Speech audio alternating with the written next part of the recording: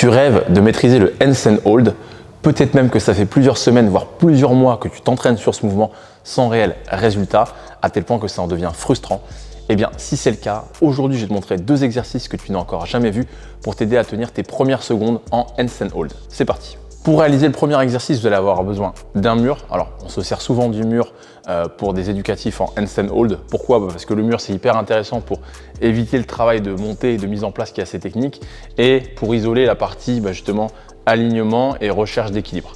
Mais on va aussi avoir besoin d'une box dans le cas présent. Alors, comment ça va fonctionner? C'est très simple. On va venir prendre appui sur le mur avec nos pieds et prendre appui sur la box avec nos avant-bras. Le fait d'avoir les avant-bras contre la box, ça va nous permettre de mieux gérer d'éventuels déséquilibres. Regardez, si on le fait dans l'autre sens, c'est que je viens, à l'inverse de plaquer mes avant-bras, je viens plaquer mes mollets contre la box. Si là, je me laisse pencher en arrière, je crée un déséquilibre, vous avez vu que ça me permet de mieux contrôler et de me retenir. Et bien en fait, ça va être exactement le même système, mais en inversion. Et donc c'est parti, je vais vous montrer comment je mets en place ce mouvement. Donc on va devoir effectuer un wall walk avec, comme je vous l'ai dit, pour objectif de venir plaquer au maximum les avant-bras contre la box en gardant les doigts orientés dans la direction opposée du mur pour créer un maximum de stabilité. Donc on évite les doigts trop orientés vers l'extérieur, sauf si vous avez des contraintes au niveau des poignets en termes de mobilité. Alors c'est parti, petit wall walk des familles. Je plaque mes avant-bras contre la box au maximum. J'effectue une rotation externe de l'épaule pour avoir les biceps tournés vers l'avant. Et là, mon premier souci, c'est mon alignement qui est pas bon. Il faut que je réaligne mon bassin avec mes épaules et mes mains. Donc la première chose que je vais faire déjà, c'est engager mes abdos, rétroverser mon bassin, serrer mes fesses. Je vais garder le pied droit en appui contre le mur et je vais venir tendre ma jambe gauche dans le vide pour trouver le point d'équilibre et l'alignement. Et normalement, si je fais bien mon boulot, là, ici, ça décolle presque tout seul. Voilà, j'y suis. Je suis en équilibre.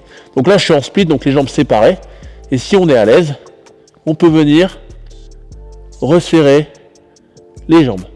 Alors vous avez vu, quand je fais ça, je me laisse tomber, vous avez vu, en fait la boxe, elle me retient. Ça me permet de vraiment beaucoup plus me stabiliser en cas, encore une fois, de déséquilibre en direction du mur. Donc vous vous en doutez, là, j'ai fait avec une boxe qui est relativement haute, mais au fur et à mesure qu'on est de plus en plus à l'aise, on peut réduire la hauteur de la boxe. On peut même le faire avec des plates. Et du coup, je vais vous refaire une démo avec une boxe un peu plus petite pour vous montrer que ça marche toujours. Donc, je fais mon wall walk. Encore une fois, je viens plaquer au maximum les avant-bras. Donc là, vous avez vu, il y a moins de surface de mes bras qui touchent. On n'est vraiment que sur les avant-bras. Tout à l'heure, il y avait limite les triceps en appui contre la boxe.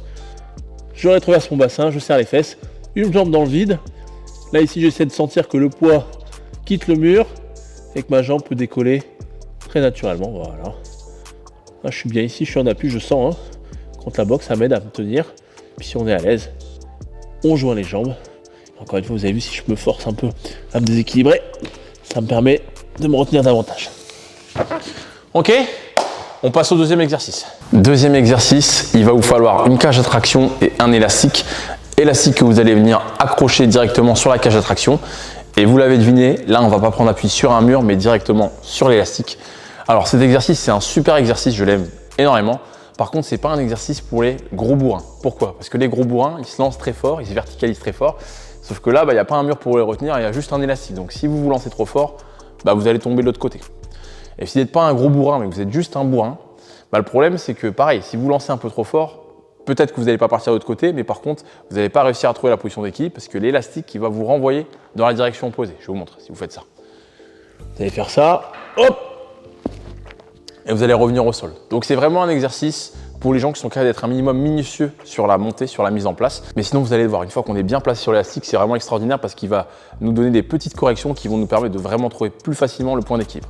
Alors au niveau du placement des mains, on va éviter justement encore une fois de mettre les mains juste sous l'élastique parce que sinon on va être trop proche et on va se faire renvoyer au sol comme je vous ai montré juste avant.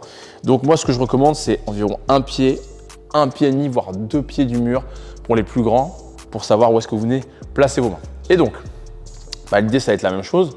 Je vais faire mon kick-up très lentement.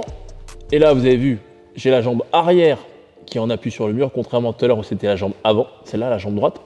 Et donc, mon job, c'est toujours le même. Il faut que je m'assure d'être bien placé déjà sur le haut du corps. Donc, j'engage les épaules, je vais serrer les fesses et les abdos. Et comme tout à l'heure, il faut que je réaligne d'abord une jambe, donc cette fois-ci, ce sera la droite, avec mon bassin.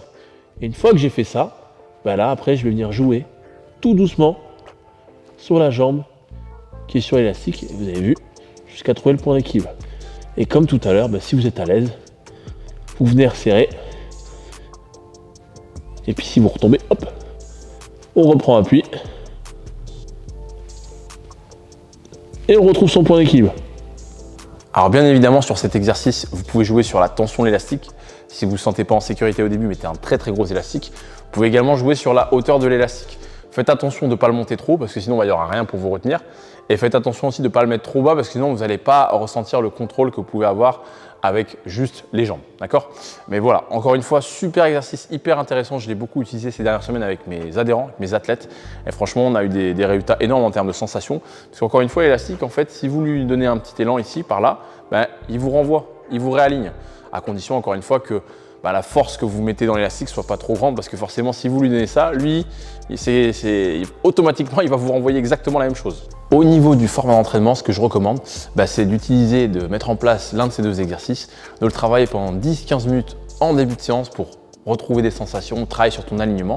Par contre, il faut quand même garder une base de travail en free, c'est-à-dire sans mur, sans élastique, sans box. Et si tu as envie de gagner du temps et d'atteindre ton objectif encore plus rapidement, sache que j'ai créé la programmation Road to Handstand. Je te mets le lien dans la description. C'est une programmation de 12 semaines à raison de 2 séances par semaine d'environ 30-40 minutes pour maîtriser le handstand hold. J'espère que la vidéo t'a plu. À très bientôt.